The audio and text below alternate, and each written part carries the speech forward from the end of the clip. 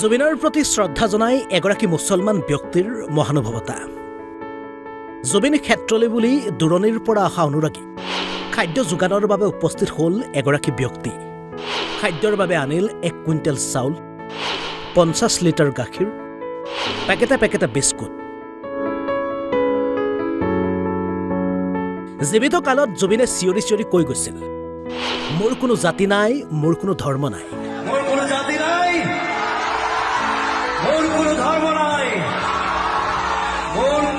মই মুক্ত।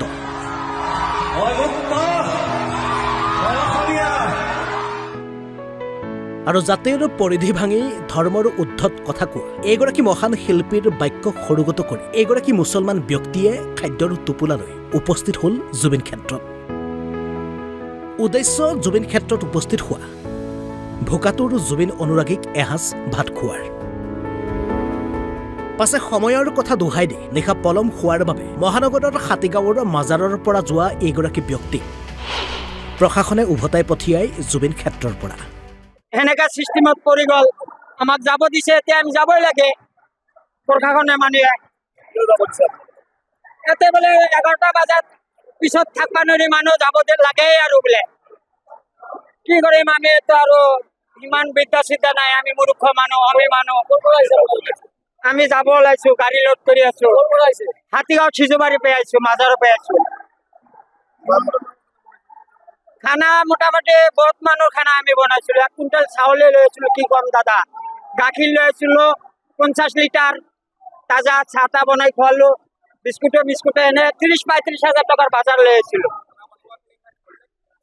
আছে 1 চচপেন আছে আৰু চাউল ভাত পৰি আছে, চাওক আপোনালোকে চাব পাৰে যাই পেলাই। মই মিছা কৈছো না এনেই কৈছো? আমি নাজানো, কি কলো, মূৰ্খ মানুহ, ইমান এটা বুজি নাপাওঁ। আৰু মোৰ দোকান যে বন্ধ নহয়, আমি সেইটো ভাল কৰি জানো। কিহৰ কাৰণে এইটো জাগাত এনি টাইম খোলা থাকো। এতিয়া কলকাতাৰ পৰা মানুহ আহিল, সেইকেইটা মানুহ ক'ত পঠাব? ডিব্ৰুগড় তিনিচুকীয়াৰ পৰা মানুহ আহিল, ক'ত পঠাব মোক কওক? সিহঁতে যদি খাবই নিদিয়ে, তাৰ আশাত আহিলো। ৰাস্তাত যাই আমাৰ কি দুৰ্গতি হ'ব সেইটো নিচাইছে, ভাবছে। আমি তো জুবিনদাৰ কাৰণে আছো, জুবিনদাৰ উমৰ হক, আমি সেইটা আশাতে আছো।